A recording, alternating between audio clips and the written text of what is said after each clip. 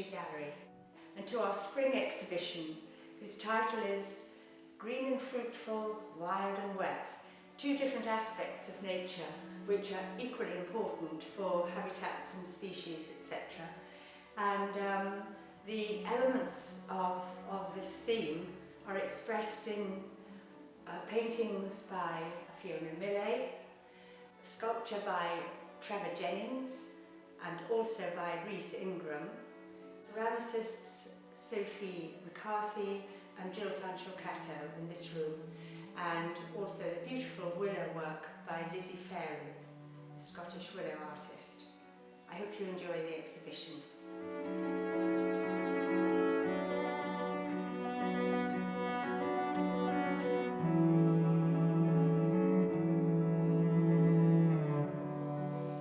On this wall we have FIONA MILLAIS paintings with Judith Kato's pots.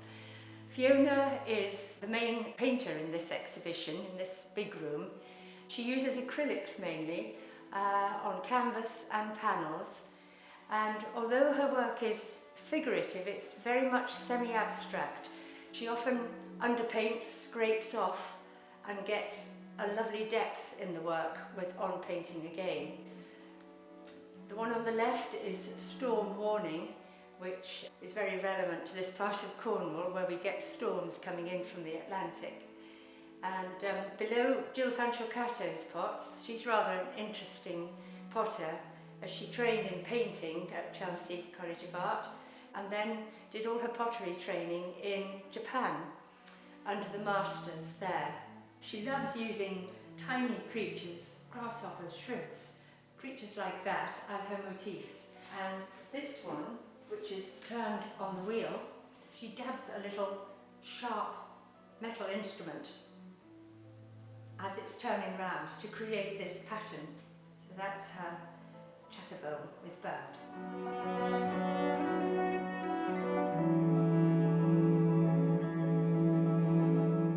This collection of ceramics is by SOPHIE MacCARTHY, who works in London, and she has an amazing ability to express colour in her work and movement as well.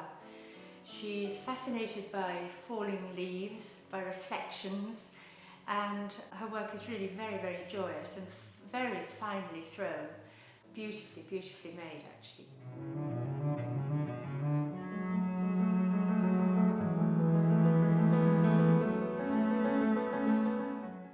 Of this shot, you will see TREVOR Jennings' sculpture.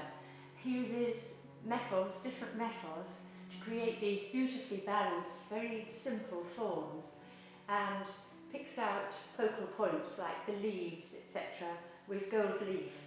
And behind this collection by Trevor is the willow work of LIZZIE FAREY. She's from Scotland, and she really does the most amazing delicate things with willow and branches of other trees like birch and larch as well.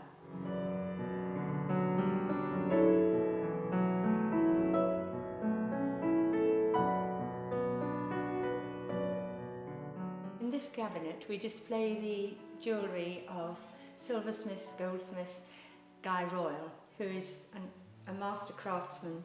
He works on every single piece individually. He doesn't cast anything, so each is worked by hand. He loves using turquoise, lapis lazuli, carnelian and stones like that semi-precious stones really, that link so beautifully with the silver and the gold.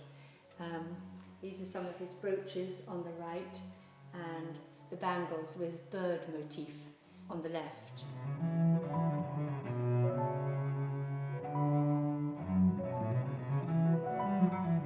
Now this is the second room of the gallery with completely different exhibitors, all very much part of the same exhibition.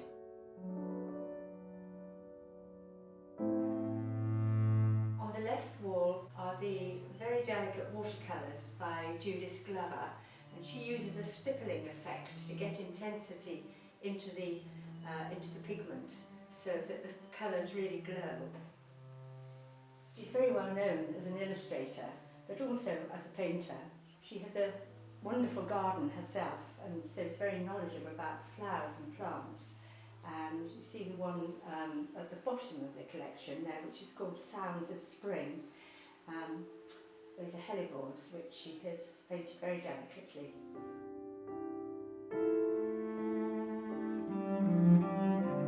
Esther Smith, who trained initially as a silversmith and jeweller, has become very well known for her most intriguing automata, which she makes using silversmithing techniques, but with base metals, copper and brass, and this green colour is patination, so that's applied by chemicals and not actual paint.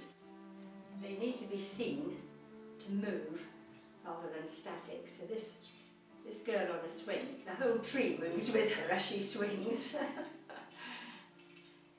That's called A Wee Bit of Joy.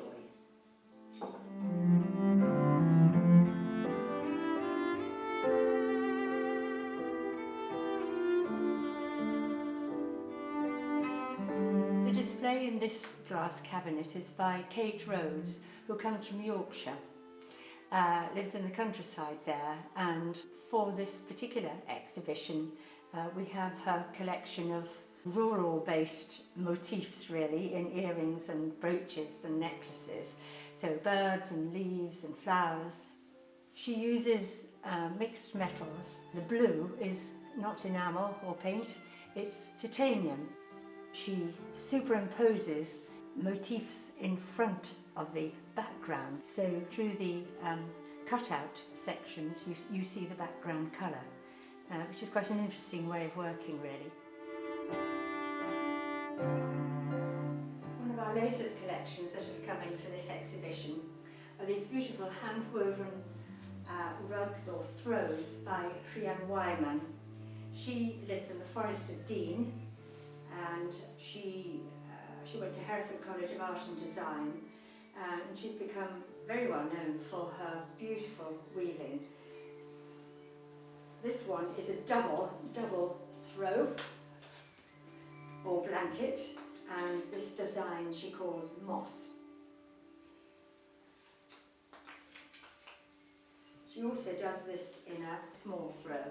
I have one myself, and they're beautifully warm and cosy and a joy to use. The wool she sources from Yorkshire sheep, so they're all British made, which is rather comforting.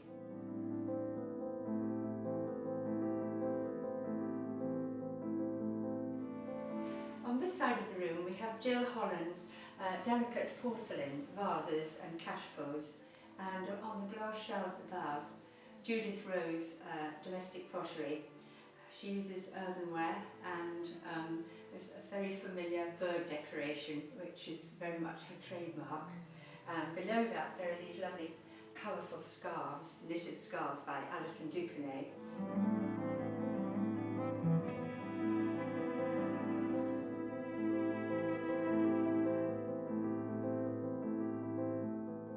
These shelves are the ceramic sculptures of John Maltby, very well known in the gallery, many followers and admirers.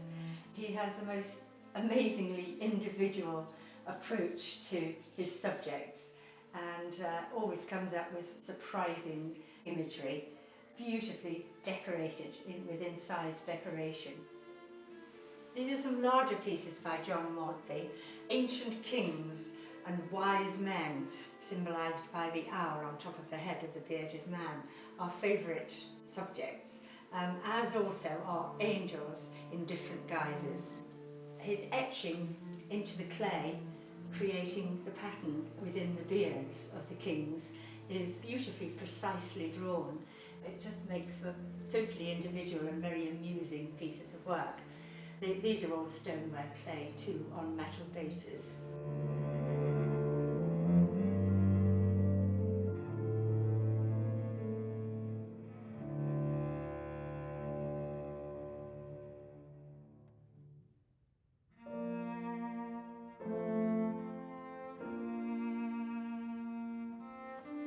These two pieces are by HELEN NOCK, who works in a Disused quarry, which is also a nature reserve now, near Bristol. This is a bird bath made out of Cornish rab slate with inlay, as you can see round the edge, and a bird inlaid in the centre of the little pool. And beyond that is a small table or stool with a bird motif as well.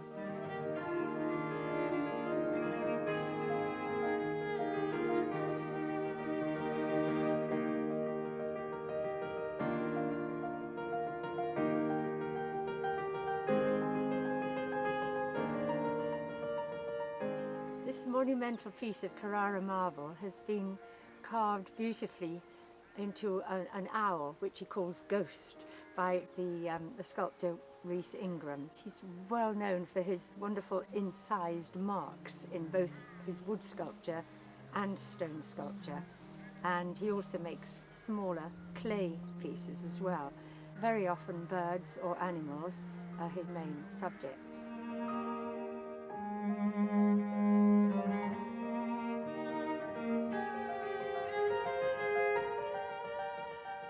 I do hope you've enjoyed looking at this exhibition, your virtual walk through, and do remember that all the exhibits are actually photographed on the website with all the titles and the prices and the dimensions, etc.